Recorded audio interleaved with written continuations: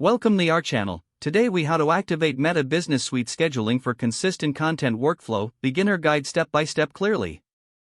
To activate Meta Business Suite scheduling, first, ensure you have a Meta Business Suite account. Log into your Meta Business Suite account using your credentials. Once logged in, navigate to the sidebar on the left side of the screen. Click on the Content tab to access your content management options. In the Content section, look for the Posts option. Click on Posts to go to the Post Creation area. Here, you'll find an option to create a new post. Select the Create Post button to start composing your content. Write your post text in the designated text box. If you want to add images or videos, click on the Media attachment icon. After adding your media, you can preview how your post will appear. Once satisfied with your post, locate the Publish button. Instead of publishing immediately, look for the drop-down arrow next to the Publish button. Select the Schedule option from the drop-down menu.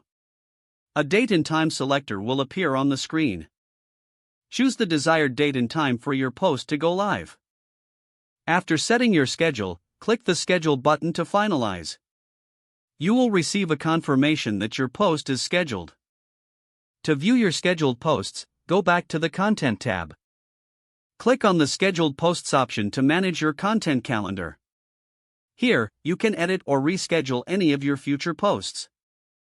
This feature allows for a more consistent content workflow. Utilizing the scheduling function helps maintain regular engagement with your audience. If the page does not load, refresh the browser or try again in a private or incognito window. Make sure you are using the correct email address, then retype it carefully to avoid small typos. If your password is not accepted, use the Reset option and create a new strong password you can remember.